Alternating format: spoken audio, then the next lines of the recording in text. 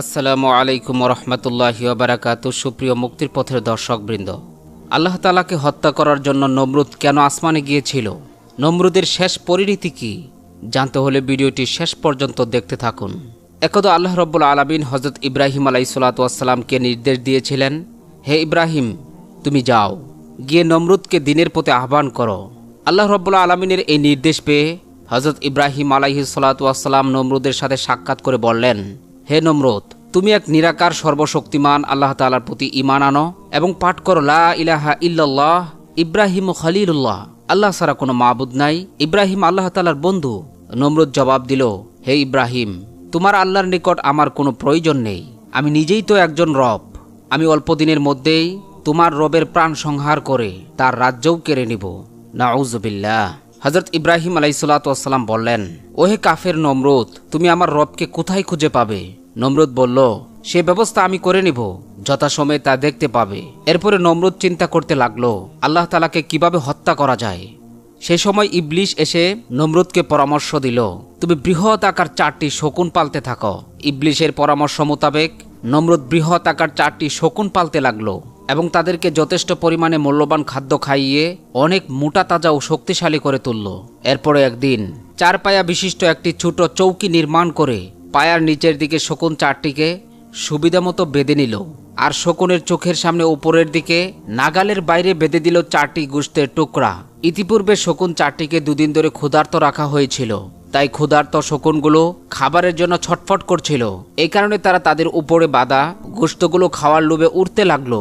উড্ডয়নের পূর্বে নমরুদ তার তীর, ধনুক ও একজন সঙ্গী সহ চৌকির উপর আরোহণ করে বসল।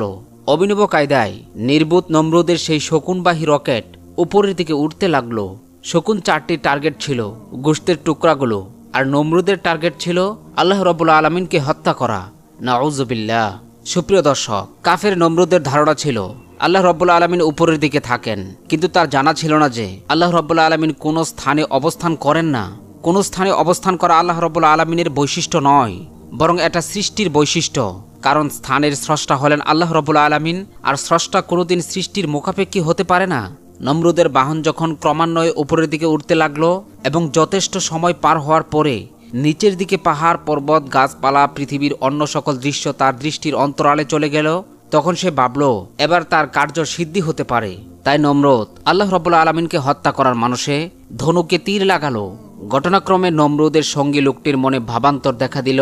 তখন সে নমরুদকে লক্ষ্য করে বলল, জাহাপনা, আপনি কাকে লক্ষ্য করে তীর নিক্ষেপে হত্যা করতে উদ্যোগী হচ্ছেন?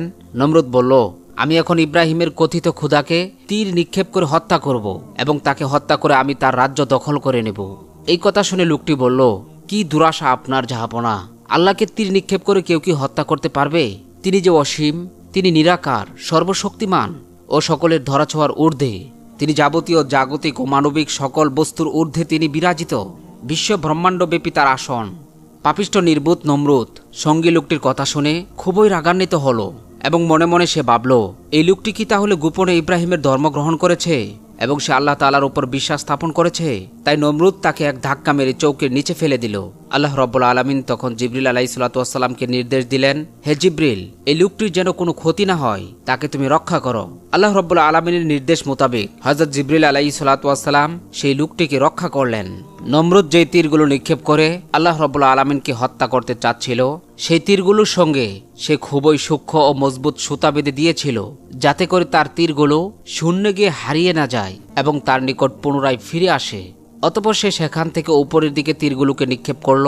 মহান রব্বুল আলামিন এই সময় জিবরিল আলাইহিসসালাতু ওয়াসসালামকে ডেকে বললেন, হে জিবরিল, আমি আমার পরম শত্রুকেও নিরাশ করব না, আকাঙ্ক্ষা অনুযায়ী তাদের চাহিদাও পূরণ করব। তুমি নমরুদের মনের আশা পূরণ করার লক্ষ্যে নিদর্শন সৃষ্টি করো। ওর নিক্ষিপ্ত তীরের কয়েকটিতে রক্ত মেখে দাও, যাতে সে মনে করে সে আমাকে হত্যা করেছে। জিবরিল আলাইহিসসালাতু ওয়াসসালাম আল্লাহ রাব্বুল আলামিনের নির্দেশ অনুযায়ী অনেকগুলো তীরের ফলকে রক্ত মাখিয়ে নমরুদের আসনের কাছেই ফেলে দিলেন।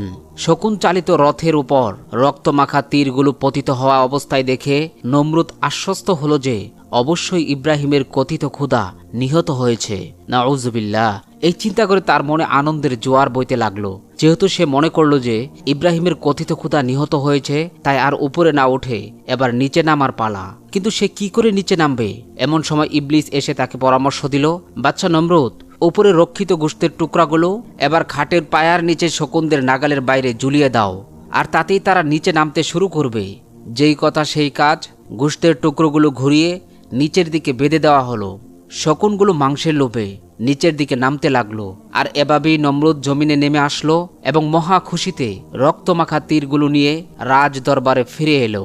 নমরুদ ফিরে এসে হযরত ইব্রাহিম আলাইহিসসালামকে ডেকে বলল, হে ইব্রাহিম, তোমার আল্লাহকে তো আমি হত্যা করে এলাম, এই দেখো রক্তমাখা তীর। হযরত ইব্রাহিম আলাইহিসসালাম বললেন, ওহে নির্বোধ বাদশাহ, তুমি তো দূরের কথা, সমগ্র সৃষ্টিগুলোর শক্তি একত্র করলেও তার সামান্য পরিমাণ ক্ষতি কেউ সাধন করতে পারবে না।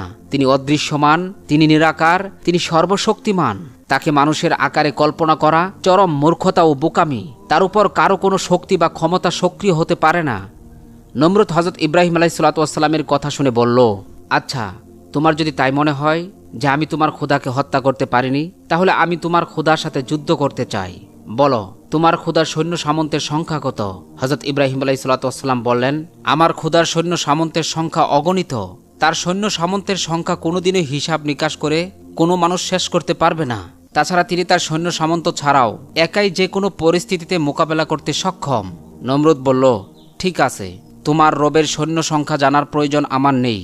তুমি তোমার রবকে তার সৈন্য সামন্ত নিয়ে 3 দিনের মধ্যে যুদ্ধের জন্য প্রস্তুত হতে বলো। তোমার খোদার সৈন্যদের যদি সাহস থাকে যে তারা আমার সাথে যুদ্ধ করবে, তাহলে তার আসমানের নিচে নেমে আসুক। তোমার রবের সৈন্য সামন্ত নমরুদের নাম শুনেছে, কিন্তু নমরুদকে তারা এখনো চিনতে পারেনি। তারা জানে না নমরুদের প্রতাপ কত বেশি এবং তার সৈন্য সংখ্যা কত বিশাল এবং তার রণকৌশল কত সুবিন্যস্ত। এই যুদ্ধেই তোমার রবের ক্ষমতা চূর্ণ বিচূর্ণ করে দিব।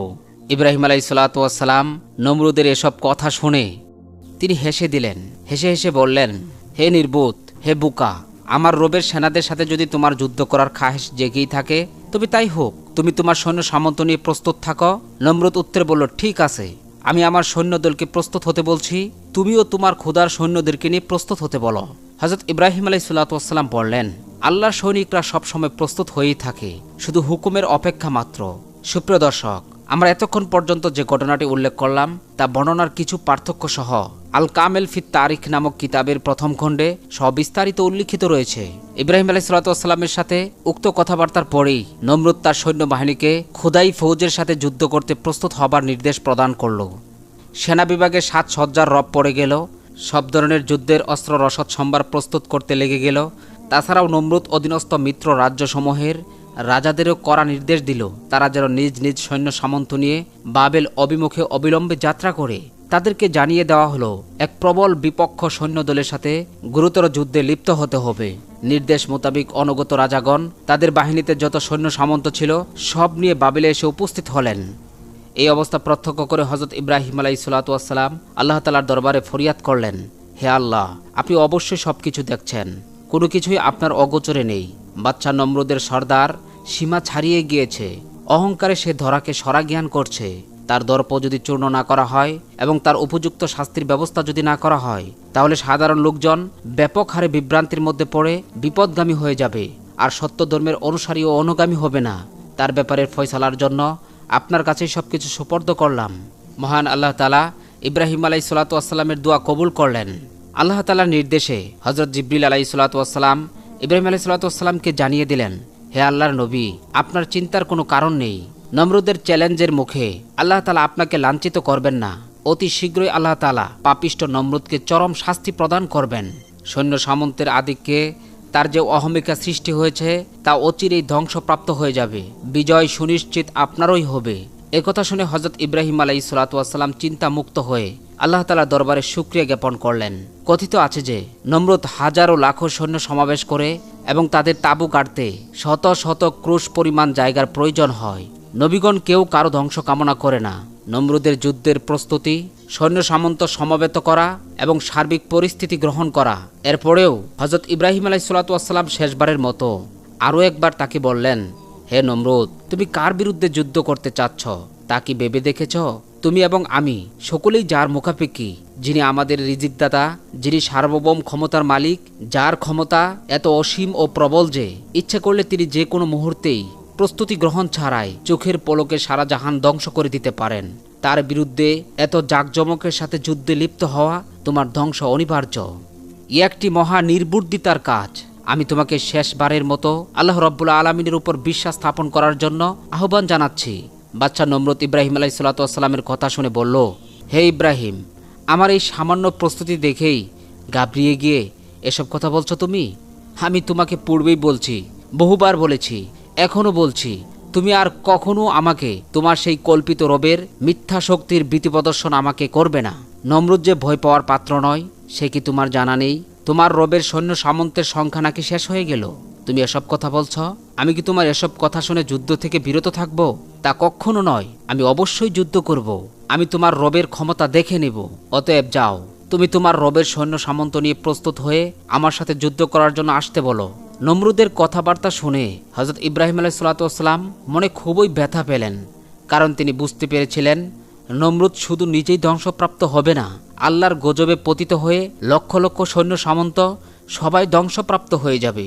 কোনো নবীই চান না আল্লাহর শ্রেষ্ঠ বান্দা আশরাফুল মাখলুকাত মানুষ ধ্বংস হয়ে চিরকালের জন্য জাহান্নামে পতিত হোক, কিন্তু উপায় নেই। তাই তিনি ব্যথিত চিত্তে আল্লাহ তাআলার দরবারে ফরিয়াদ করলেন, হে মাবুদ, আমি নমরুদকে সঠিক পথে আনার জন্য চেষ্টার কোনো ত্রুটি করিনি, কিন্তু আমি যতই চেষ্টা করি না কেন সে তোমাকে দুর্বল মনে করে, নিজেকে সার্বিক শক্তির অধিকারী মনে করে।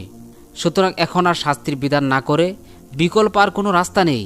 সঙ্গে সঙ্গে আল্লাহ তাআলার তরফ থেকে ওহির মাধ্যমে জিজ্ঞেস করা হলো, হে আমার খলিলুল্লাহ, তুমি বলো নমরুদের বিরুদ্ধে আমি কোন ধরনের সৈন্য পাঠিয়ে দেব? হযরত ইব্রাহিম আলাইহিসসালাতু ওয়াসসালাম আরজ করলেন, হে আমার মাবুদ, নমরুদ যতই বড়াই করুক না কেন, তোমার একটি গজবে তার সব কিছুই ধ্বংস হতে পারে। সুতরাং আমি কামনা করছি যে তাকে একটি ক্ষুদ্র শক্তি দিয়েই চরম শিক্ষা দেওয়া। পার্থিব শক্তি যতই প্রবল হোক না কেন, মহান মালিকের সামান্য ক্ষুদ্রাতির ক্ষুদ্র শক্তির নিকট অসীম শক্তিগুলো অসহায়।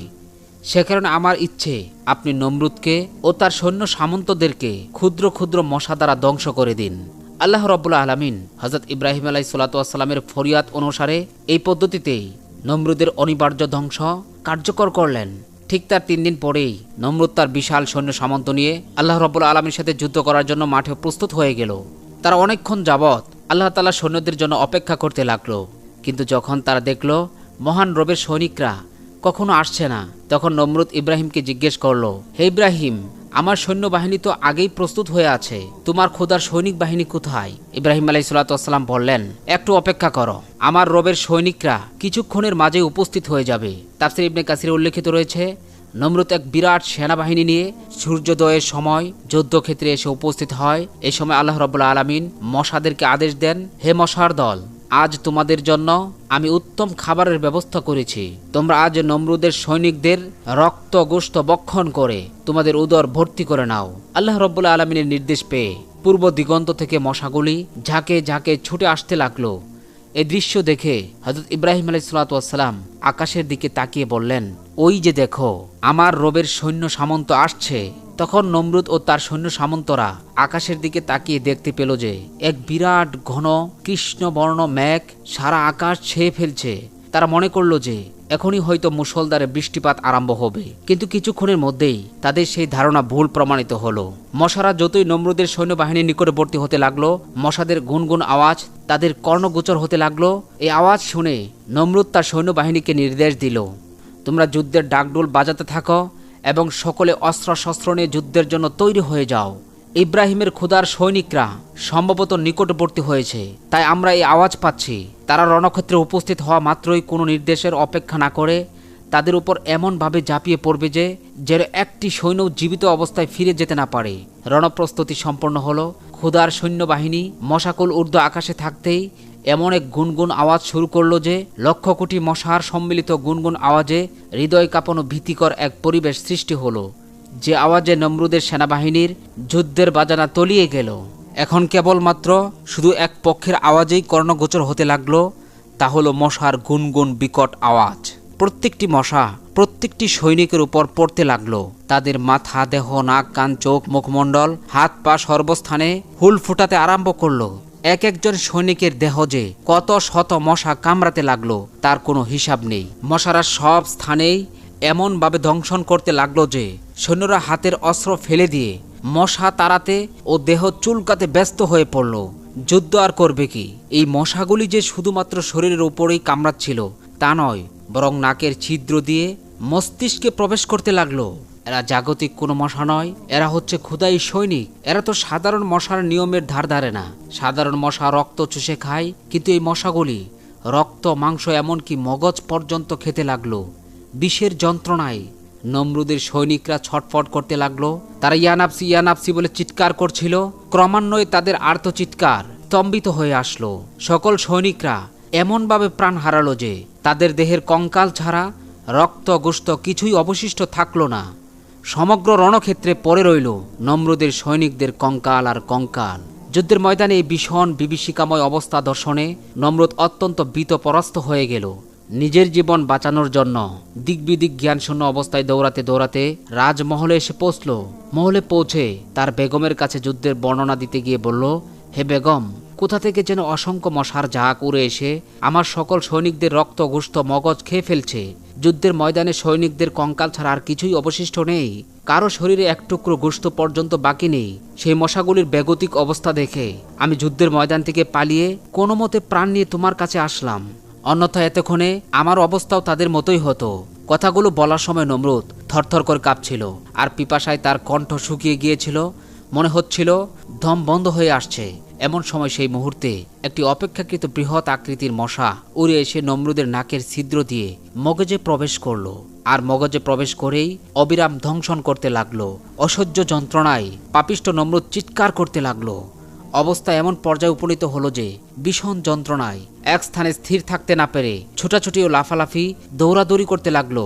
কিন্তু কিছুতেই কাজ হচ্ছিল না। মগজের ভিতরে বসে সেই মশাটি অনবরত দংশন করেই যাচ্ছিল, আর নমরুদ যন্ত্রণায় অস্থির হয়ে পাগলের মতো ছটফট করছিল। এই অবস্থা থেকে মুক্তি পাওয়ার উপায় খুঁজে না পেয়ে নিজেই নিজের পায়ের জুতা খুলে নিজেই নিজের মাথায় আঘাত করতে শুরু করলো। এতে কিছুটা কাজ হলো। জুতা পেটা করলেই মশার দংশন থেকে বিরত থাকতো।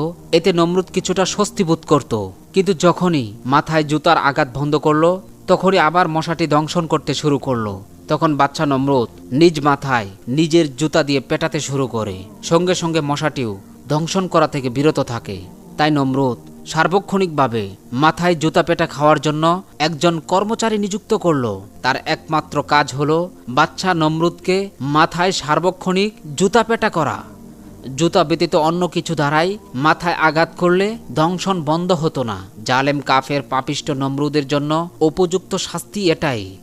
মাথায় জুতা পেটা করার জন্য নিজ অর্থে লোক নিযুক্ত করে সার্বক্ষণিক মাথায় জুতার আঘাত খাওয়া কি যে বিস্ময়কর শাস্তি, তা সহজেই বোঝা যাচ্ছে। অবিশ্বাসী কাফেরদের জন্য এটা একটি জ্বলন্ত উদাহরণ। কতদিন পর্যন্ত নমরুদ এই শাস্তি ভোগ করেছে সে ব্যাপারে তাফসির বিশারদদের বিভিন্ন মত পাওয়া যায়। তাফসির ইবনে কাসিরে বর্ণিত রয়েছে, এভাবে সে 400 বছর যন্ত্রণাদায়ক জুতা পেটার শাস্তি ভোগ করেছিল। আল্লামা সামারকন্দি রাহিমাহুল্লাহ তাআলা তাফসিরে বাহরুল উলুমে বর্ণনা করেছেন, নমরুদ এভাবে 40 দিন পর্যন্ত শাস্তি ভোগ করেছিল। এভাবে দীর্ঘদিন পর্যন্ত নমরুদ সেই মশার দংশনে শাস্তি ভোগ করেছিল। ওদিকে নমরুদের নিয়োজিত কর্মচারীটি তার মাথায় আঘাত করতে করতে অতিষ্ঠ হয়ে উঠেছিল। কতই বা আর আঘাত করা যায়। লোকটি এক মুহূর্তের কাজ থেকে বিরত থাকার কোনো উপায় নেই। এক পলক মাত্র জুতার আঘাত বন্ধ করলেই বাচ্চার ডাক চিৎকারে হুলস্থুলে শুরু হয়ে যায়। আর এতে কর্মচারীটিকে সবাই তিরস্কার করত। এতে কর্মচারীটির মনে বাচ্চার প্রতি বিরক্তি সৃষ্টি হলো। একদিন মাথায় আঘাত করতে করতে ক্ষণিকের জন্য বিরত হলে বাচ্চা ও তার আত্মীয় স্বজন তাকে ভীষণভাবে গালিগালাজ ও তিরস্কার করতে লাগলো। তখন কর্মচারীটির মনে এমন বিরক্তি ও ক্ষোভের সঞ্চার হলো যে তার হাতে থাকা কাঠের জুতার খোরম দ্বারা সজোরে মাথায় আঘাত করলো। জুতারে আঘাত খেয়ে নমরুদের মস্তকটি 2 ভাগে ভাগ হয়ে গেল।